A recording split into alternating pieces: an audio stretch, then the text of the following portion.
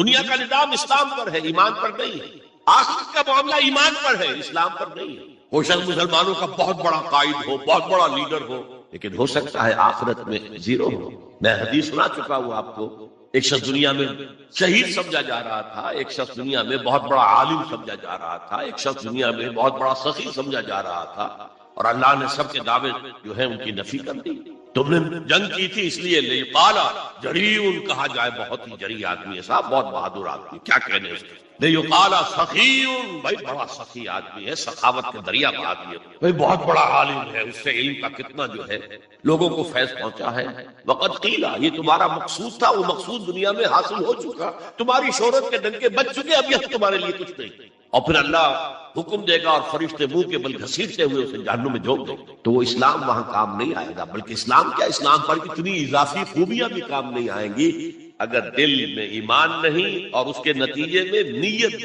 حقیقت البر پر ہم گفتگو کر چکے ہیں، نیکی کی اصل حقیقت کیا ہے۔ اسی موضوع پر اصل میں امام ابو حنیفہ جو فقیہ ہے، ان کی کوئی کتاب اور تصنیف فقہ پر نہیں ہے، وہ سارے ان کے شاگردوں کے فتاوی ہیں جو بعد میں مرتب۔ ہاں، ان کی ایک تصنیف ہے الفقہ الاکبر، بڑی فقہ جو میجر ایشوز ہیں، مسلمان کون ہے، اور مسلمان گناہ کبیرہ کرے تو کافر ہو جاتا ہے یا نہیں ہو جاتا۔ بعض احادیث سے ثابت ہوتا ہے کہ وہ تو کافر ہو گیا، ایمان سے محروم ہو گیا۔ میں وہ حدیث سنا چکا ہوں آپ کو، واللہ لا یؤمن واللہ لا یؤمن واللہ لا یؤمن، خدا کی قسم وہ شخص مومن نہیں، خدا کی قسم وہ شخص مومن نہیں، خدا کی قسم وہ شخص مومن نہیں۔ صحابہ لرز گئے، کانپ گئے، قیل من یا رسول اللہ، حضور کس کے بارے میں ارشاد فرما رہے ہیں؟ فرمایا الذی لا یامن جارہ بوائقہ، وہ شخص کہ جس کی ایذا رسانی کی وجہ سے اس کا پڑوسی چین میں نہیں، امن میں نہیں، سکون میں۔ تو بظاہر تو نتیجہ نکلا کہ ایمان کی اتنی نفی ہو رہی تو کافر ہے، اور یہی سب سے بڑی غلطی جو سب سے پہلا فرقہ پیدا ہوا اسلام میں، وہ تو اسی بنیاد پر ہوا تھا۔ خوارج کا موقف یہی تھا، گناہ کبیرہ کا مرتکب کافر ہے، اور کافر ہے تو گویا کہ مرتد ہے، اور مرتد ہے تو واجب القتل ہے۔ اس کا مال بھی تم پر مباح ہے کہ لے لو اور قبضہ کر لو، اس کی بیویاں بیٹیاں بھی تم پر مباح ہے کہ انہیں اپنی کنیزیں بناؤ۔ حالانکہ بڑے متقی لوگ تھے خوارج۔ حضرت علی کو بہرحال ان سے جنگ کرنی پڑی، 4000 خوارج جو ہیں جنگ نہروان کے اندر قتل ہوئے، اور پھر خوارج کی تکفیر پر امت کا اجماع ہوا کہ وہ دائرہ اسلام سے خود خارج ہو گئے۔ ان موضوعات پر امام ابو حنیفہ کی تسلیم اپنی ہے، گناہ کبیرہ سے بھی وہ شخص کافر نہیں ہے۔ بہرحال ہمارا جو اصل موضوع ہے اس کی طرف میں آ رہا ہوں۔ اسلام اور ایمان کو جب علیحدہ علیحدہ اس طرح کر دیا، نیچرلی اب ایک سوال پیدا ہوتا ہے کہ پھر مومن کو ڈیفائن کیجئے، who is the مومن؟ we want to be acknowledged as مومن، کیا پری ریکویزٹس ہیں، کیا شرائط ہیں؟ یہ دیکھیے ربط آیات، ربط آیت بالآیت، چونکہ آیت نمبر 14 میں اسلام اور ایمان جدا، اور کچھ لوگوں کا اسلام قبول، اطاعت قبول، ایمان کی نفی مطلق، لم تؤمنوا ولما يدخل الایمان فی قلوبکم۔ تو اس پس منظر میں نیچرل کوسچن ہے جو اٹھتا ہے، مومن کون ہے؟ ڈیفائن کی۔ اور یہ آیت اگلی اس اعتبار سے قرآن مجید کی اہم ترین آیت ہے، ایک کمپریہنسو ڈیفینیشن آف ہو از اے مومن، جس کو اصطلاح میں کہا جاتا ہے جامع و مانع تعریف، جامع اور مانع تعریف۔ کسی چیز کو ڈیفائن کریں اس طریقے سے کہ کوئی شے جو اس کے باہر ہے وہ اس میں داخل نہ ہو جائے، اور کوئی شے جو اس کا جز ہے باہر نہ رہ جائے، جامع بھی ہو، اس کے تمام اجزاء اس میں آ جائیں، اور مانع ہو کہ کوئی شے جو اس سے مناسبت نہ رکھتی ہو اس میں شامل نہ ہو سکے۔ جامع و مانع تعریف مومن وہ اس آیت میں، آیت نمبر 15، انما المؤمنون الذین آمنوا باللہ ورسولہ ثم لم یرتابوا۔ اب یہاں بھی وہ اسلوب حصر ہے، انما، اور حصر کا مفہوم میں کئی دفعہ سمجھا چکا ہوں کہ آپ کہیں کہ زید عالم ہے، اس سے دوسروں کے علم کی نفی نہیں ہوئی، اور بھی ہو سکتے ہیں۔ زید ہی عالم ہے تو دوسروں کی نفی ہو گئی کہ اس مجمع میں صرف ایک عالم ہے اور وہ زید ہے، باقی کوئی عالم نہیں، اسے حصر کہتے ہیں۔ تو میں نے چونکہ کہا ہے کہ موسٹ کمپریہنسو ڈیفینیشن آف ہو از اے مومن، اس کا آغاز بھی حصر سے ہے، اس کا اختتام بھی حصر سے، انما کلمہ حصر، اور آخر میں اولئک هم الصادقون، وہ بھی اسلوب حصر۔ انما المؤمنون الذین آمنوا باللہ ورسولہ ثم لم یرتابوا۔ مومن تو صرف وہ ہے جو ایمان لائے اللہ پر اور اس کے رسول پر، پھر شک میں ہرگز نہیں پڑے۔ یہ پھر لم آ گیا، یہاں مرتابو نہیں آیا، لم یرتابو، ہرگز شک میں نہیں پڑے۔ یہ واحد مقام ہے قرآن کا جہاں پر کہ یہ لفظ اضافی طور پر آیا ہے ایمان کے بعد، ثم لم یرتابو، یرتابو بنا ریب سے، شک۔ الف لام میم ذالک الکتاب لا ریب فیہ، ارتابا یرتابو، شک میں پڑ جانا، ثم لم یرتابو، پھر شک میں ہرگز نہیں پڑے۔ ان کا دل ایمان پر یقین کے ساتھ معمور ہو گئے۔ چنانچہ پازیٹو انداز میں یہی شان بیان ہوئی ہے صحابہ کی اکثریت کی۔ اسی سورہ حجرات فرمایا گیا صحابہ کرام سے وَلَٰكِنَّ اللَّهَ حَبَّبَ إِلَيْكُمُ الْإِيمَانَ وَزَيَّنَهُ فِي قُلُوبِكُمْ، اللہ نے تو تمہارے نزدیک ایمان کو محبوب بنا دیا ہے اور تمہارے دلوں میں چھپا دیا، مزین کر دیا تمہارے دلوں کو، اس سے منور کر دیا تمہارے دلوں کو۔ تو یہاں فرمایا انما المؤمنون الذین آمنوا باللہ ورسولہ ثم لم يرتابوا، اضافی شرط، وجاہدوا باموالہم وانفسہم فی سبیل اللہ، اور جہاد کیا انہوں نے اپنے مالوں کے ساتھ اور جانوں کے ساتھ اللہ کی راہ میں، یہ دوسری شرط لازم۔ تو یا جہاد کے بغیر کوئی ایمان نہیں، یہ جامع و معنی تعریف ہے۔ اولئک ھم الصادقون، صرف یہ لوگ سچے۔ یہ اگر دعویٰ کریں آمنا تو ٹھیک ہے، ان کا دعویٰ صحیح ہے، درست ہے، لیکن یہ دو پری ریکوزٹس پورے کرنے ہوں گے۔ اب اس کو میں سمجھانے کے لیے کہا کرتا ہوں کہ دیکھیے یہ 5 ارکان تو اسلام کے ہو گئے، کلمہ شہادت، نماز، روزہ، حج، زکات۔ اس میں جب حقیقی ایمان دلوں میں اتر جائے گا تو ایک رکن یہاں اضافی ہو جائے گا، یقین قلب، صرف گواہی نہیں، صرف وربل اٹیسٹیشن نہیں، یقین قلب، اور دوسرا عمل میں آ جائے گا جہاد فی سبیل اللہ۔ وہ 5 ارکان قائم رہیں گے۔ اسلام عام ہے، ایمان خاص ہے، تو اسلام کے 5 ارکان تو ہے موجود، وہ تو شامل رہیں گے۔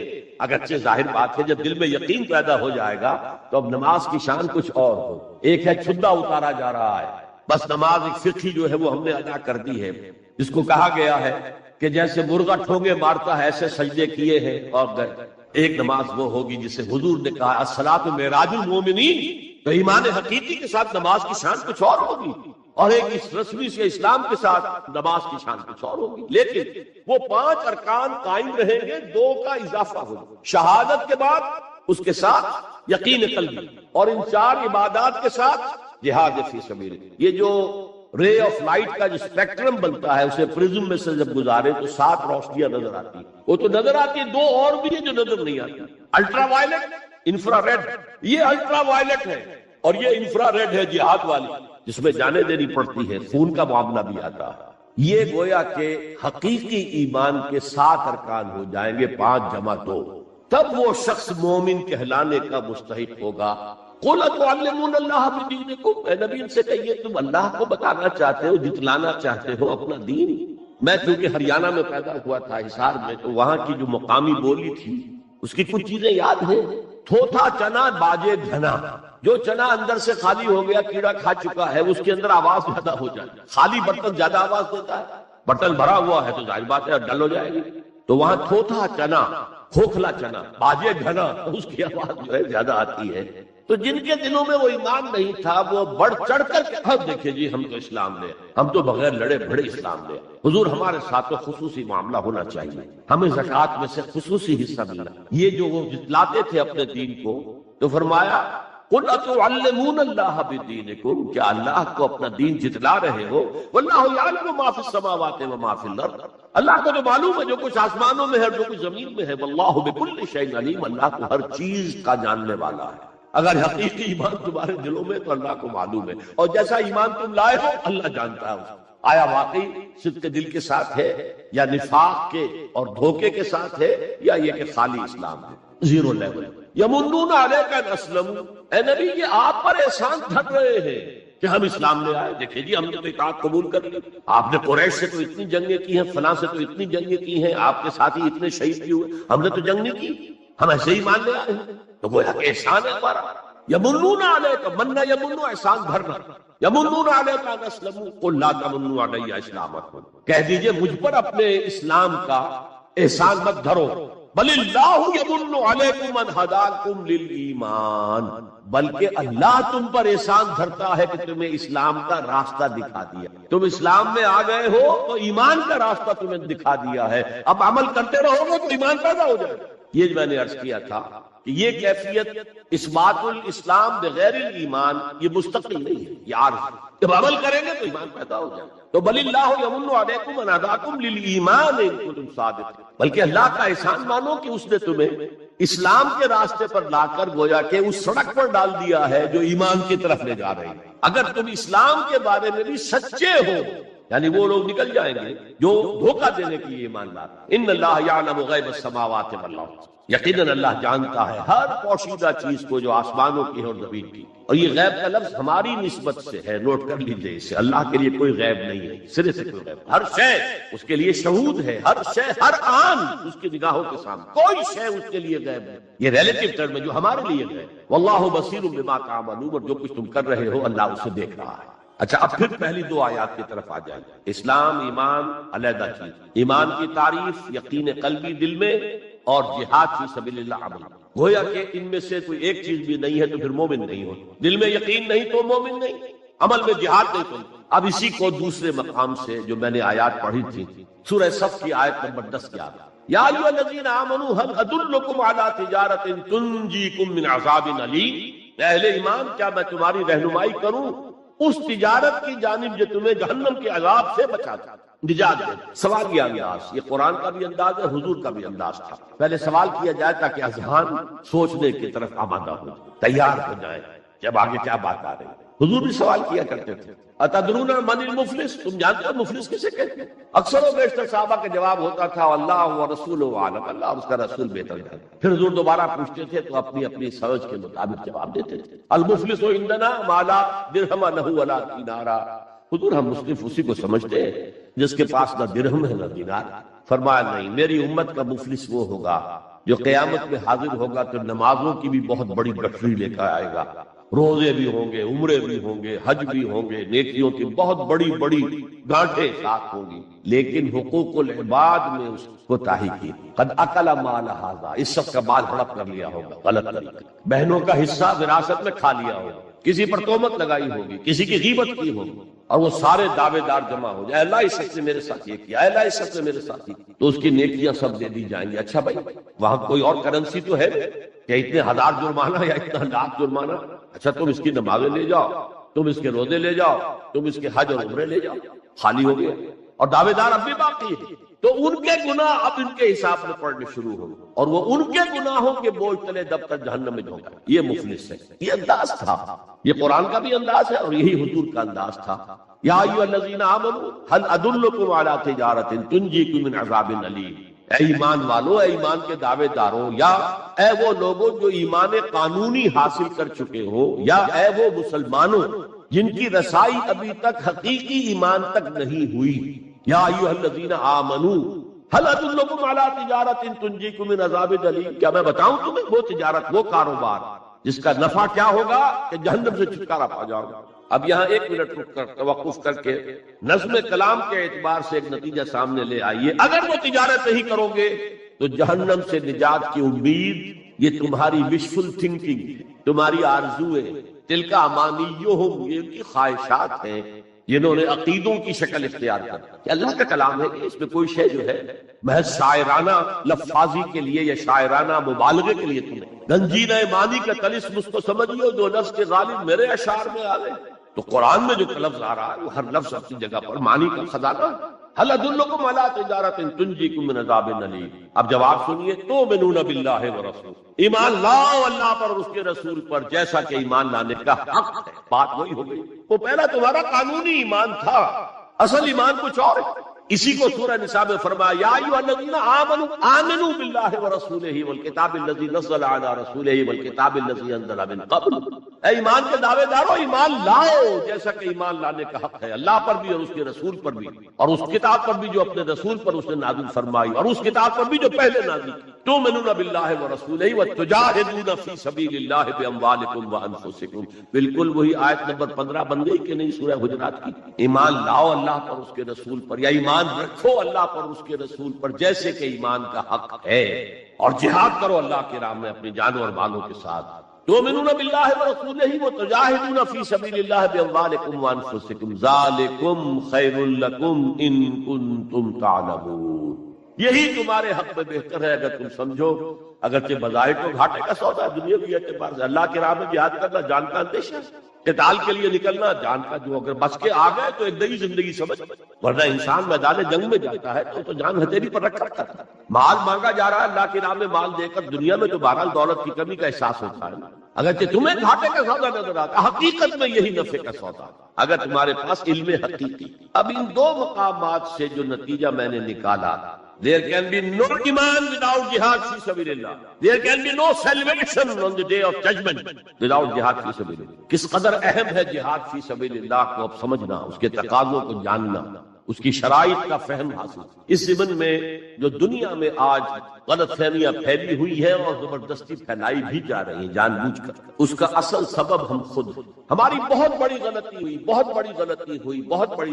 ہوئی کہ ہم نے جہاد اور قتال کو ہم مانی قرار دے۔ یہ بھی جوڑا وہی ہے، عام اور خاص، لیکن جہاد اور قتال یہ ہم مانی نہیں ہیں، سینونیمس نہیں ہیں۔ اسی لیے میں نے سورہ صف کی آیت نمبر 4 بھی آپ کو سنائی۔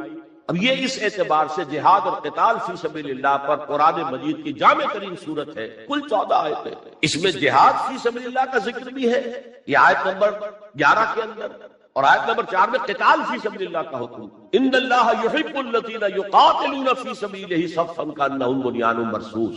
اللہ کو محبوب تو وہ بندے ہیں اس کے جو اس کی راہ میں جنگ کرتے ہیں صفیں باندھ کر گویا کہ سیسا پلائی ہوئی دیوار۔ قتال فی سبیل اللہ، جہاد فی سبیل اللہ، دو اصطلاحات ہیں، ان کا مفہوم بالکل ایک تو نہیں ہو سکتا۔ ہمارے ہاں ان دونوں کو مترادف قرار دے دیا، اس کے نتائج کیا نکلے؟ قتال ہر وقت تو ہوتا ہی نہیں، لہذا جہاد ثانوی شے ہو، اس کی اہمیت ہی نہیں رہی، وہ جو بیک برنر کی جگہ ہوتی ہے وہاں رکھ دیا۔ بعض لوگوں نے ایک اور غلطی کی اس کے برعکس، جہاد کی اہمیت کے پیش نظر انہوں نے اسے ارکان اسلام میں داخل کر دیا۔ یہ بہت بڑی جسارت ہے، اس لیے کہ متفق علیہ حدیث حضرت عبداللہ ابن عمر سے میں سنا چکا ہوں، 5 ارکان اسلام کے، اور حدیث جبرائیل میں اسلام کی ڈیفینیشن وہی 5 چیز، چھٹی چیز داخل کرنے کا کسی کو حق نہیں۔ ارکان اسلام میں جہاد فی سبیل اللہ شامل ہے، ارکان ایمان میں شامل ہے۔ There can be no ایمان without جہاد فی سبیل اللہ، there can be no salvation، نجات کا کوئی امکان نہیں ہے اگر جہاد فی۔ ہم نے مترادف بنا کر ایک طرف تو سیکنڈری حیثیت دے دی، اور اس سے ستم بالائے ستم، مسلمان جنگ کرے وہ جہاد فی سبیل اللہ ہے۔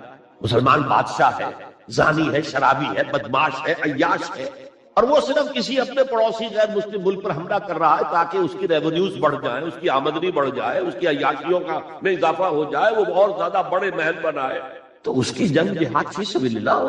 ہم نے بدنام کیا جہاد فی سبیل اللہ۔ اب غیر مسلم تو یہ سب کچھ دیکھتے ہیں، جہاد کسے کہتے ہیں؟ اسی کے اعتبار سے پھر مفہوم ان کے سامنے آتا ہے۔ یہ مغالطہ ہم نے ڈالا، اس کے نتائج آج ہم بھگت رہے ہیں۔ اب سمجھیے مثبت طور پر جہاد فی سبیل اللہ ہے کیا، اس کے مراحل کیا۔ ایک 9 سٹوری بلڈنگ کا آپ تصور کریں گے جس کی نویں منزل پر جا کر قتال آئے گا، اس سے پہلے نہیں، لیکن اس سے بھی پہلے لفظی معنی کیا ہے جہاد؟ جہاد کا لفظ بنا جوہد سے، جوہد کے معنی کوشش، جد و جہد اردو میں ہم بولتے ہیں، اور آج کے عنوان میں بھی جد و جہد ہی کا لفظ استعمال ہوا، لیکن جیسا کہ میں نے کہا تھا مختلف ابواب میں آنے سے معنی بدلتے ہیں۔ جہاد یا مجاہدہ، جوہد یک طرفہ ہے، کوشش، کسی کام کے لیے آپ کوشش کر رہے ہیں، to exert yourself for something, for some objective. لیکن جہاد یا مجاہدہ بنے گا جبکہ 2 افراد ایک دوسرے کے مقابلے میں آ کر کوشش کر رہے ہیں، رساکشی ہو رہی ہے۔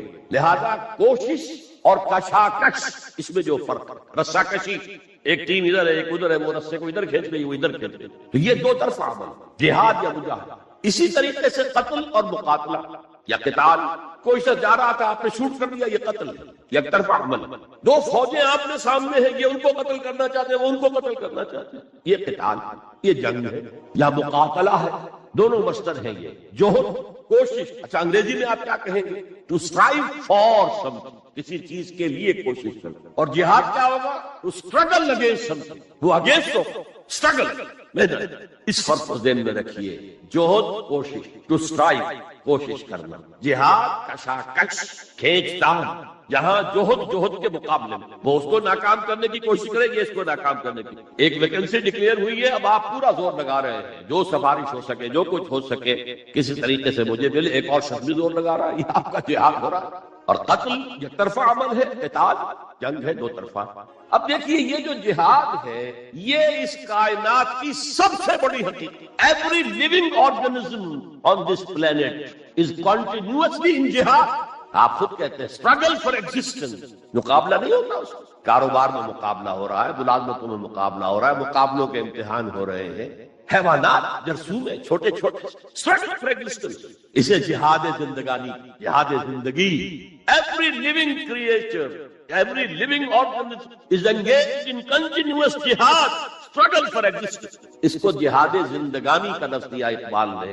یقین محکم عمل پہم محبت فاتح عالم، جہاد زندگانی میں ہے یہ مردوں کی شمشیر. ایسا مسلمان بھی جب یہ کام کرتا ہے جہد للبقاء، struggle for existence، اگر وہ شریعت کے احکام کے مطابق کر رہا ہے تو یہ عبادت ہے. اگر حرام ذریعے استعمال کر رہا ہے، غلط ذریعے استعمال کر رہا ہے، دھوکہ دے رہا ہے، جھوٹی قسمیں کھا رہا ہے، تو یہ حرام کے درجے میں چلا گیا. اور اگر آپ اپنی جہد بقا کو، جہاد وجود کو، جہاد زندگانی کو اسلام کے اصولوں کے مطابق کر رہے ہیں، یہ عبادت ہے. حضور نے فرمایا کاسب و حبیب اللہ، جو شخص محنت کر کے کماتا ہے وہ اللہ کا ساتھی، اللہ کا دوست، حبیب اللہ. اور سب سے بہترین کھانا بتایا وہ ہے رزق، جو اپنے ہاتھ کی کمائی سے محنت اس شخص تک.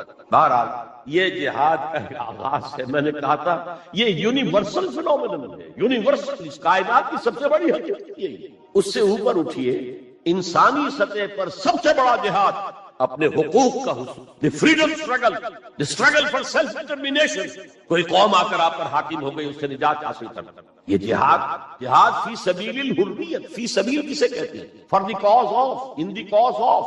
جہاد فی سبیل الحریت جائز ہے، سب کریں گے، سب کی آزادی حق ہے، کسی کو غلام بنا کر رکھنے کا کسی کو اختیار نہیں ہے. تو struggle for freedom it's a universal phenomenon. اور مسلمان بھی اگر کرے گا اور اللہ کی حدود کے اندر رہ کر کرے گا تو وہ بھی اللہ کے ہاں وہ اجر و ثواب کا مستحق ہوگا، بلکہ اگر جان دے دے گا شہید شمار ہوگا. اس لیے کہ حضور کی ایک حدیث ہے، من قتل دون مالہ فہو شہید، جو شخص اپنے مال کی حفاظت میں مارا گیا وہ بھی شہید ہے. اب آپ کہیں جا رہے تھے، آپ کے پاس کچھ مال ہے، جیب میں کچھ ہے، کوئی ڈاکو آ گئے آپ کو گھیر لیا. اب آپ کے پاس دو راستے، تو آپ کہے لو بھائی جو کچھ ہے یہ حاضر ہے، لے لو، میری جان بخشی کرو. اور ایک یہ کہ آپ ڈٹ جائیں، اس ڈٹ جانے میں اگر جان چلی گئی تو آپ شہید.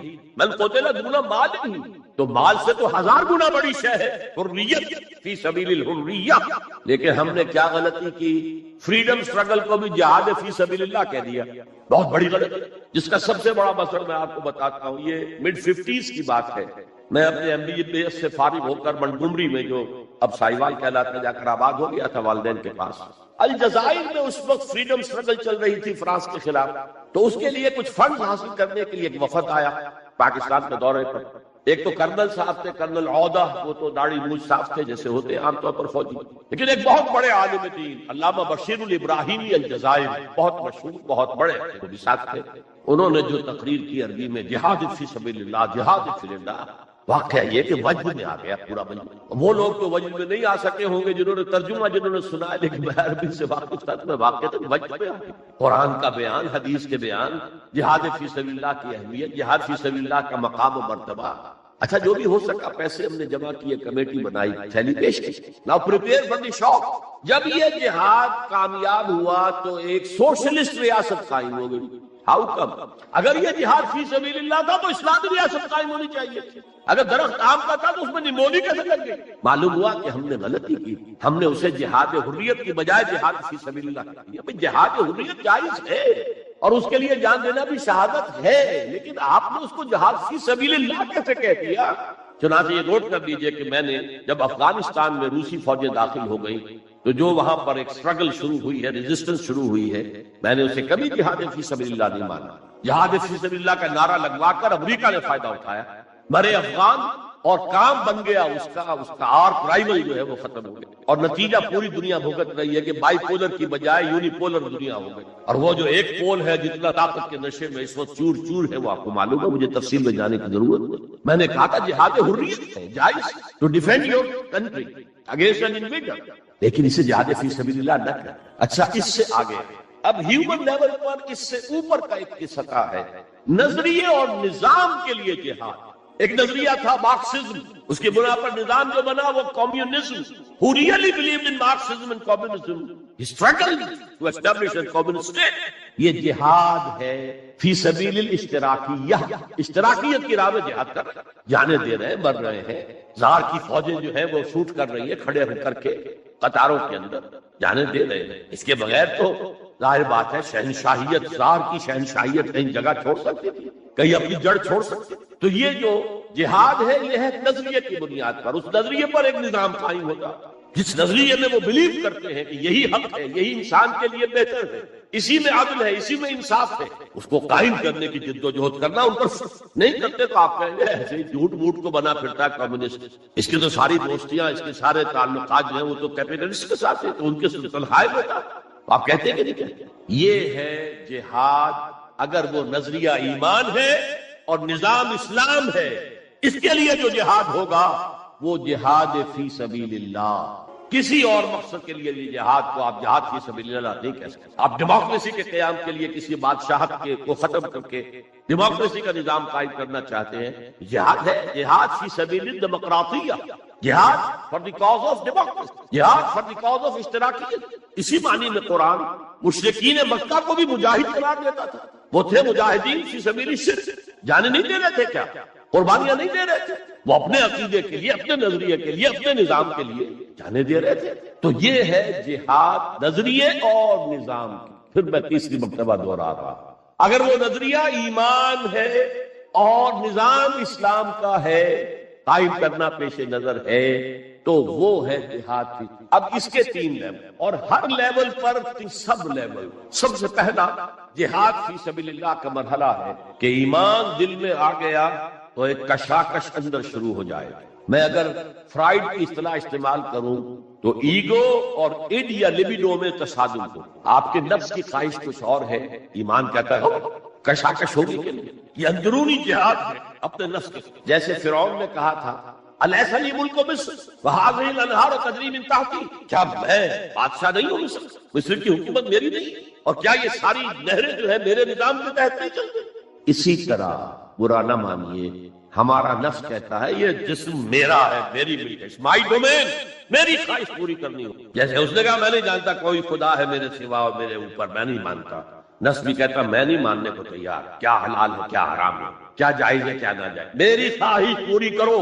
اس کے خلاف جہاد، یہ پہلی منزل۔ اور آپ کو معلوم ہے 3 منزلہ عمارت ہے، تو بلند ترین تو ہے، اہم ترین ہے پہلی منزل۔ پہلی منزل بنے گی تو دوسری بنے گی، دوسری ہوگی تو تیسری بنے گی، پہلی منزل یہ ہے اور اہم ترین یہ۔ اسی لیے مولانا روم نے کہا نفس ماں ہم کم ترس فرعون نیست، میرا نفس بھی فرعون سے کم نہیں ہے، لیکن ایراعون نیست، اس کے پاس لاؤ لشکر تھا، اس نے زبان سے بھی کہہ دیا تھا انا ربکم الاعلی، میں ہوں خدا۔ میرا نفس بیچارہ اس کے پاس کوئی لاؤ لشکر نہیں، زبان سے تو یہ کچھ نہیں کہتا، اندر یہی کہتا میں بادشاہ ہوں اس وجود کا، میری مرضی۔ تو اسٹرگل اگینسٹ دس بیسر سیلف، ایک سیلف ہے اونچی سیلف، خود ہی انا ایگو، اور ایک ہے یہ بیسر سیلف، یہ ہماری جبلتیں جو اندھی بہری ہیں، جو حلال حرام سے انہیں کوئی غرض نہیں، ان کے خلاف جہاد کرنا۔ آپ نے فرمایا صلی اللہ علیہ وسلم المجاہد من جاہد نفسہ، اصل مجاہد وہ ہے جو اپنے نفس کے خلاف جہاد کر سکے۔ تمہارے اندر یہ دشمن تو بیٹھا ہوا ہے، تکڑا ہے، تمہیں کنٹرول کر رہا، چلے آؤ باہر کے دشمنوں سے جہاد کر۔ تم نے ٹانگے کو گھوڑے کے آگے باندھا۔ اور ایک دفعہ حضور سے پوچھا گیا ایو الجہاد افضل یا رسول اللہ، اے اللہ کے رسول سب سے افضل جہاد کون سا؟ فرمایا ان تجاہد نفسک فی طاعت اللہ، اپنے نفس کے خلاف جہاد کرو، اسے اللہ کا مطیع کرو۔ یہ جو اندر کی کشمکش ہے، کشاکش ہے، یہ جہاد فی سبیل اللہ کا نقطہ آغاز، اللہ کا مطیع بنانا ہے نفس کو۔ اس کے ساتھ 2 سب لیول اور ہیں، اس نفس کو بھٹکانے والی ایک قوت ہے انویزیبل، اور ویزیبل بھی ہے۔ انویزیبل قوت سب سے بڑی ابلیس، شیطان، لعین اور اس کے چیلے چانٹے جنات میں سے، اور ویزیبل میں انسانوں میں جو اس کے ایجنٹ ہیں، جو فحاشی کو کلچر کا نام دے، یہ اس ابلیس کے چیلے، ان کے خلاف نہیں کریں گے آپ۔ اگر آپ ان کے خلاف ایگریسو ایٹیٹیوڈ اختیار نہیں کریں گے تو آپ ان کے دباؤ میں آ جائیں گے۔ ان الشیطان لکم عدو فاتخذوہ عدوا، اے لوگوں یہ شیطان تمہارا دشمن ہے، اس کو اپنا دشمن سمجھو۔ وہ تمہیں سبز باغ دکھاتا ہے، بدی کو مزین کر کے دکھاتا ہے، اچھے اچھے نام اس کے رکھ دیتا ہے، اور تمہیں آمادہ کرتا ہے بدی کے ارتکاب پر۔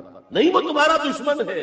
افتتخذونہ وذریتہ اولیاء من دونی، تم مجھے چھوڑ کر اسے اور اس کے چیلے چانٹوں کو تم اپنا دوست بناتے ہو؟ نہیں، شیطان کے خلاف جنگ کرو۔ اور تیسرا اس پر سب لیول کیا ہے، معاشرہ اگر بگڑا ہوا، اس کا عمومی رجحان برائی کی، تو سوشل پریشرز آپ کو ادھر دھکیلتے، جیسے کہ اگر کوئی موب جا رہا ہے تو اس کے ساتھ چلنا تو بہت آسان ہے، وہ خود ہی آپ کو دھکیلتا ہوا لے جائے گا، اس کے خلاف چلنا بہت مشکل ہو سکتا ہے آپ بڑی زور لگا کے 4 قدم آگے بڑھیں، پھر کو ریلا آئے 10 قدم پیچھے، تب 2 ہی راستے ہیں، زمانہ بات و سازت تو بعد زمانہ بے ساز، یا تو پیسو معاملہ ہے، زمانہ تمہارے ساتھ سازگاری نہیں کرتا، چھوڑو تم زمانے کے ساتھ سازگاری اختیار کر لو، چلو تم ادھر کو ہوا ہو جدھر۔ ایک یہ ہے کہ نہیں، زمانہ بات و سازت تو بعد زمانہ ستے، زمانہ اگر تمہارے ساتھ سازگاری نہیں کر رہا تو زمانے سے جنگ کرو، لڑو، رجسٹ کرو۔ تو 3 جہاد ہو گئے فرسٹ لیول کے، 3 سب لیول، نفس امارہ، لبیڈو، نفس حیوانی کے خلاف جہاد، اس کو بھڑکانے والے، وسوسہ اندازی کرنے والے، اس میں پھوکے مارنے والے، شیطان اور اس کی ذریت، مانوی اور ذریت نسلی، جنات اور انسانوں میں جو ان کے خلاف جہاد، معاشرے کے خلاف اسٹرگل۔ اب یہ 3 جہاد آپ نے کر لیے، اللہ توفیق دے ہم میں سے ہر ایک کو، تو اب یہ جہاد آپ کے جسم سے باہر نہیں، خارج میں آئے۔ دوسری منزل ہے نظریاتی تصادم۔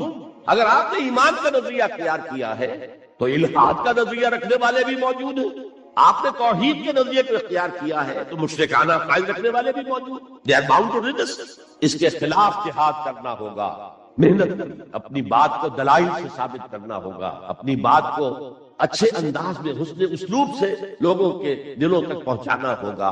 ظاہر بات ہے وقت لگے گا، جان کھپے گی، اور اگر آپ انتہائی سنسیئر ہیں، یہ آپ کا ایک لائف لانگ اور ہول ٹائم جو ہے آپ کی انگیجمنٹ ہوگی۔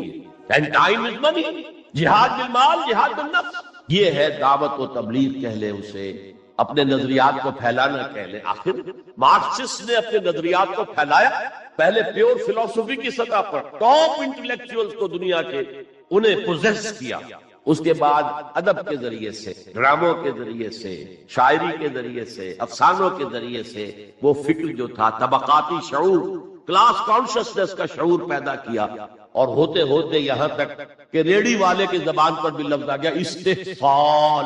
او اتنا ثقیل عربی لفظ، استحصال کر رہے ہیں، یہ سارا کام یوں ہی تو نہیں ہو گیا۔ کتنے ادیبوں نے، کتنے ڈرامہ نویسوں نے، کتنے شاعروں نے اس فلسفے کو پھیلایا۔ اچھا، اس کے بھی 3 سب لیول، ہر انسانی معاشرہ 3 سطح کے لوگوں پر مشتمل ہے۔ ایک انٹلیکچوئل مائنورٹی ہوتی ہے، انٹیلیجنسیا ہوتا ہے، یا جسے ایک اور اصطلاح میں کہتے ہیں brain trust of the society, they control direction and destination of the society. ہوتے ہیں مائنورٹی، مائنیوٹ مائنورٹی، لیکن ان کا اور پوری قوم کا جو باہمی رشتہ ہے وہ کیا ہے؟ جیسے یہ دماغ اور پورا جسم، میری ٹانگیں مجھے لے کر چل سکتی ہیں، دوڑ سکتی ہیں، اگرچہ اب میں دوڑ نہیں سکتا گھٹنوں کے آپریشن کے بعد، لیکن باہر دوڑا بھی کرتا تھا۔ لیکن کدھر جانا ہے اس کا فیصلہ یہاں، یہ صلاحیت ٹانگوں میں نہیں۔ ہاں یہاں سے فیصلہ دوڑو دوڑے، ہاتھ پکڑ سکتا ہے کسی چیز کو، کس کو پکڑے کس کو نہ پکڑے۔ ہو سکتا ہے کہ آپ نے ہاتھ بڑھا بھی دیا ہو، کسی کو لکڑی سوکھی سمجھ کر آپ جو ہے جنگل کے اندر سے ایندھن جمع کر رہے ہیں، اچانک آنکھ نے دیکھا وہ تو حرکت کر رہی ہے، فوراً اطلاع گئی، ارے یہ تو سانپ معلوم ہوتا ہے، یہاں سے حکم آیا ہاتھ کھینچ لو، فوراً کھینچ لو۔ تو کنٹرول تو یہ کر رہا ہے۔ ماسز کسی معاشرے کی نہ ڈائریکشن معین کر سکتے ہیں، نہ اس کی ڈیسٹینیشن کا فیصلہ، یہ اس کا انٹیلیجنسی، یہ اس کا برین ٹرسٹ، یہ اس کا انٹلیکچوئل ایلیٹ۔ لہذا اس نظریاتی تصادم میں بھی پرائرٹی نمبر 1 وہ طبقہ، اگر وہ آپ کے نظریات کے قائل نہیں ہوں گے، حامل نہیں ہوں گے، there can be no collective change in this society۔ افراد تو مل جائیں گے آپ کو، افراد کے اندر ہوتے قبول کر لیتے بس، لیکن معاشرہ ان کے کنٹرول، اور اس سطح کے لوگوں کو دعوت دینا، تبلیغ کرنا آسان کام ہے۔ آپ کو دلیل سے بات کرنی ہوگی، آپ کو ان کے نظریات کا تجزیہ کرنا ہوگا، اس میں کتنا حصہ غلط ہے، کتنا صحیح ہے۔ ان کے دماغوں میں مارکسزم گھسا ہوا ہے، ان کے دماغوں میں فرائڈزم گھسا ہوا ہے، ان کے دماغوں میں ڈارونزم گھسا ہوا ہے، ان کے دماغوں میں لاجیکل پازیٹیوزم گھسا ہوا ہے۔ ہاں کچھ لوگ رہے ہیں آئیڈیالسٹ بھی، ایک ہندوستان میں مسلمان پیدا ہوا آئیڈیالسٹ فلسفی علامہ اقبال، اور دوسرے ہندو رادھا کرشنن، بہت بڑے آئیڈیالسٹ، اس میں کوئی شک نہیں، اور ان کو اللہ نے لمبی عمر بھی دی۔ انہوں نے جو تصانیف فلسفے پر لکھی ہیں علامہ اقبال نہیں لکھ پائے۔ تو یہ جو طبقہ ہے یہ عام واعظ و نصیحت سے اثر قبول نہیں کرتا، because there is a barrier in their minds, in their brains. You have to pierce through that barrier and only then you can approach their hearts. ان کے دلوں تک رسائی نہیں ہو سکتی براہ راست جب تک کہ یہ خول جو ہے، یہ نظریاتی خول اس کو پیئرس کر، اور اس کو پیئرس کرنا آسان نہیں۔ وہ ذہین نوجوان، فتین نوجوان، اعلیٰ صلاحیتوں والے نوجوان اپنی پوری زندگی اسی کام کے لیے وقف کریں کہ ایک طرف ان جدید علوم و نظریات کو گہرائی میں اتر کر پڑھنا ہے اور سمجھنا ہے. جب تک آپ نظریات کو جانیں گے نہیں، نفی کیسے کریں گے؟ آپ کیسے تجزیہ کریں گے کہ اس میں یہ حصہ صحیح ہے یہ حصہ غلط ہے؟ اور دوسری طرف قرآن کی گہرائی میں غوطہ زنی کرنی تاکہ ہدایت جو اللہ کی آئی ہوئی ہے اس کو آپ اچھی طرح سمجھیں، اور پھر اس نور کی روشنی میں پھر آپ لوگوں کو ان چیزوں کے خلاف متنبع کریں کہ اس میں یہ غلطی ہے، اس میں یہ غلطی ہے، اکنامکس کی یہ تھیوری غلط ہے، باطل ثابت ہوئی ہے، ڈارونزم جو ہے وہ بایولوجی کے میدان میں شکست دیا جا چکا ہے. لیکن یہ کہ یہ تو کام کرنا جو ہے اٹس اے لائف لانگ. اب ظاہر بات ہے آپ کے میں شاید ہو کہ جب مارکس کتاب لکھ رہا تھا لاس کیپیٹل تو اسے فاقے آ گئے، اسے کچھ سپورٹ کرتا تھا اینجلز، لیکن یہ کہ کچھ عرصہ ایسے بھی ہوا ہے کہ وہ بھی سپورٹ، لیکن پھر اس کی کتاب نے دنیا کو پوزیس کیا، اس کے فلسفے نے لوگوں کو اپنی گرفت میں لیا، تبھی تو پھر انقلاب برپا ہوا. اسی طریقے سے جب تک کہ کچھ نوجوان اسے اپنا پوری زندگی کا کیریئر نہیں بنائیں گے، اس کا کوئی امکان نہیں ہے کہ اس طبقے میں آپ کوئی ڈینٹ بھی ڈال سکے. اور اگر یہ نہیں ہوگا تو society as a whole, the state as a whole will never accept any change. اس سے نیچے آئیے عوام الناس، ان کے دماغ کلین سلیٹ کی طرح ہے، اس میں نہ کوئی خناس ڈارونزم کا بھرا ہوا ہے، نہ فرائیڈزم کا ہے، نہ مارکسزم کا ہے، کچھ بھی نہیں، کلین سلیٹ. اس کو واضح و نصیحت کے ذریعے ایسی بات جو از دل خیزت بر دل دے، دل سے اٹھے دل پہ، سادہ ترین زبان میں بھی بات کریں وہ قبول کریں گے، بس صرف اس کی ایک شرط، آپ کا عمل بھی گواہی دے رہا ہو کہ آپ واقعی جو کہہ رہے ہیں اس پر خود بھی عمل. یہ اگر پہلی منزل آپ سر کر آئے ہیں تب تو ٹھیک ہے، اگر پہلی منزل آپ نے سر نہیں کی اور آپ شروع ہو گئے مبلغ کی حیثیت سے تو ایسا مبلغ جو ہے وہ اسلام کو بدنام کرے. وَمَنْ أَحْسَنُ قَوْلًا مِّمَّنْ دَعَا إِلَى اللَّهِ وَعَمِلَ صَالِحًا وَقَالَ إِنَّهُ مِنَ الْمُسْلِمِينَ. اس شخص سے بہتر بات اور کس کی ہوگی جو اللہ کی طرف بلائے اور نیک کرے اور کہے کہ میں بھی مسلمانوں میں سے ہوں، میں بھی کوئی بڑا اونچا آدمی نہیں ہوں، کوئی بہت اعلیٰ تم سے برتر نہیں. کہ خاص لیول پر جب انسان دینی اعتبار سے پہنچ جاتا ہے تو اب سب سے بڑا فتنہ جو لاحق اسے ہو سکتا ہے وہ تکبر کا، دوسروں کو بنظر استحقار دیکھنا. اگر یہ نہیں ہے سنسیریٹی، اپنے مخاطب کی خیر خواہی، اس کے ساتھ آپ بات کر رہے ہیں تو یہ ہے موعظہ حسنہ. یہ میں جو کچھ بیان کر رہا ہوں یہ سورہ نحل کی آیت ہے. ادعو الی سبیل ربک بالحکمہ، یہ ٹاپ لیول حکمت سے، دانشمندی سے. اور حکمت کسے کہتے ہیں؟ عقل کا سفر فطرت کی رہنمائی میں، اس کا نتیجہ حکمت.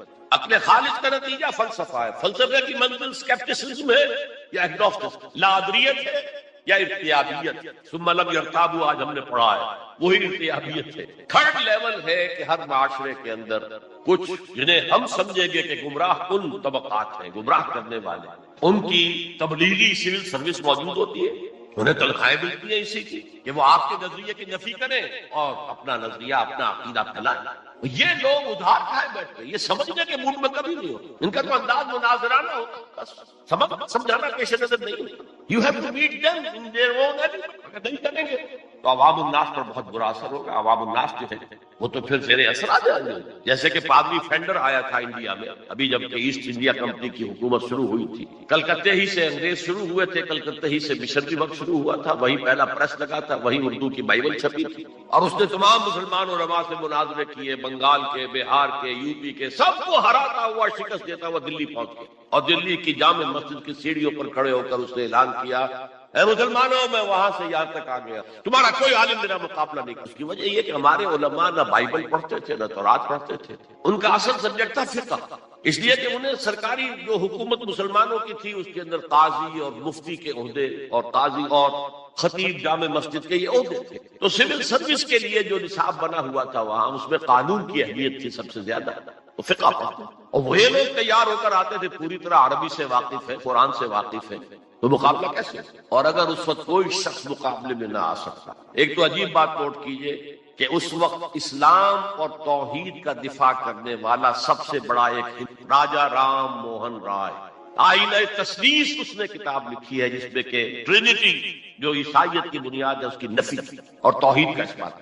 بہرحال پادری فینڈر کے مقابلے میں کوئی اگر نہ آتا تو کیا اثر ہوتا علماء پر؟ ویسے ہمیں انگریزوں نے فتح کر لیا، ہمارے مذہب کو عیسائیوں نے فتح کر لیا، لیکن اللہ کا فضل ہوا، کرم ہوا، ضلع مظفر نگر کا ایک قصبہ کیرانہ، مولانا رحمت اللہ کیرانوی رحمت اللہ علیہ وہ میدان میں آئے، انہوں نے شکست فات دی، فینڈر کو بھاگ کے آئے۔ تو یہ جدال، اس کو قرآن کہتا ہے، مناظرہ نہیں، عام لفظ استعمال ہوتا ہے مناظرہ، قرآن کہتا ہے مجادلہ، لیکن اس کے لیے بھی کیا کہتا ہے؟ جدال بھی کرو تو خوبصورت طریقے، گالت گلوچ نہ کرو، لوگوں کی توہین نہ کرو، ان کے جھوٹے معبود ہیں تو انہیں گالیاں مت دو، شریفانہ انداز میں بات کرو۔ یہ 3 لیولز دعوت، ظاہر بات ہے کہ اس طرح کے مناظرے کے لیے بھی اسپیشل ٹریننگ، اگر آپ ان مذاہب کی گہرائی میں نہیں اترے ہوئے، ان کی تاریخ کی جو ہے پورا پس منظر آپ کو معلوم، ان کے اسکرپچرز کو آپ نے نہیں پڑھا ہے، تو آپ کیسے کریں گے مناظرہ؟ تو یہ 3 سب لیولز ہیں دعوت و تبلیغ کے، جہاد کے، جس میں جان بھی لگتی ہے، مال بھی لگتا ہے۔ ایک ادعو الی سبیل ربک بالحکمہ for the elite, intellectual elite, والموعظۃ الحسنہ فار دی کامن ماسز، وجادلہم باللتی احسن، اور جدال اور مجادلہ کرو ان کے ساتھ، لیکن بہت عمدہ طریقے سے، خوش اسلوبی سے، اس میں تہذیب ہونی چاہیے، شائستگی ہونی چاہیے، اگر وہ کہیں اس سے نیچے گر رہے تو مت گرنا۔ 2 لیول اور 6 سب لیول ہو گئے۔ اب آئیے، اس کا چوٹی کا جہاد ہے نظام کو بدلنا۔ مارکسزم کو مانا ہے تو فرض ہے کہ کمیونزم نافذ کرو، یہ سخت ترین اس لیے کہ ظاہر بات ہے کہ خلا تو کہیں ہے نہیں، کوئی نہ کوئی نظام تو ہے، اور وہ نظام اپنے آپ کو ڈیفینڈ کرتا ہے، وہ اسٹیٹس کو وہ چاہتا ہے، اس کے ساتھ جو پریویلیج کلاسز ہیں وہ چاہیں گے نظام یہی رہے، اسی کی شاخوں پر تو ہمارے آشیانے بنے ہوئے ہیں، ہمارے گھونسلے، ہمارے مفادات پر زد پڑ رہی ہے۔ Let up your loins, resist them۔ یہ معاملہ ہے، اس میں تصادم، نظام تصادم کے بغیر نہیں۔ دعوت کے ذریعے آپ سلیم الفطرت، سلیم العقل لوگوں کو کھینچ لیں گے، لیکن لاتوں کے بھوت باتوں سے نہیں مانتے، جن کے ویسٹڈ انٹرسٹ ہے وہ نہیں چھوڑتے۔ ان میں سے بھی ہو سکتا ہے نکل آتا، ابو بکر صدیق انہی میں سے تھے، عثمان غنی انہی میں سے تھے، لیکن نکل آتے، لوگ نکل آتے، لیکن اکثریت وہ ڈٹ جاتی۔ Guard up your loins، اپنے مفادات کا تحفظ کرو، بچاؤ اپنے مفادات۔ تو تصادم بیکم انیویٹیبل، اس تصادم کی